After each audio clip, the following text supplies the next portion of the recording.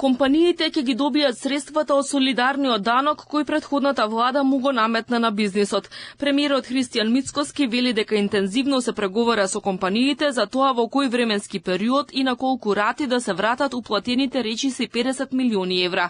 Предлогот на министерката за финансии Гордана Димитриевска-Кочовска, кој е веќе доставен до компаниите, е парите да им бидат исплатени на две рати. Првата во март следната година, а втората во март 2027.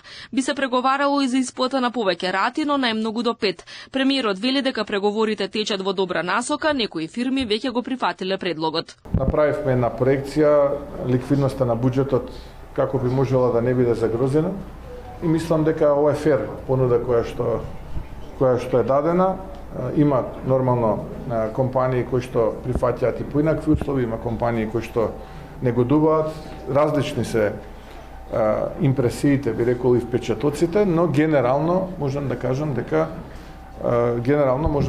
дека состојбата е таква да тоа што го направи минатата влада на СДСМ и дуи на незаконски начин и неуставно, ќе треба оваа влада да го врати. Мицкоски изрази жалење што поради лошата состојба во судството од парите на граѓаните треба да се исплаќаат компаниите поради лошите одлуки на претходната влада, која на неуставен и незаконски начин му ја наметна оваа еднократна давачка на стопанството.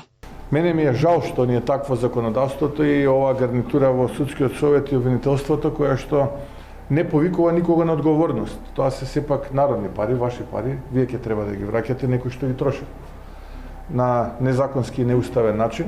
Предлогот е засега парите да се враќаат без камата. Доколку владата и бизнисмените не се договорат, обврската би можела да се зголеми за околу 15 милиони евра. Во 2023 година 156 компании уплатија 50 милиони евра врз основа на законот за солидарен данок. Данокот од 30% се исплати еднократно и важеше ретроактивно, односно опфати фирми со профит поголем од 10 милиони евра во 2022 година.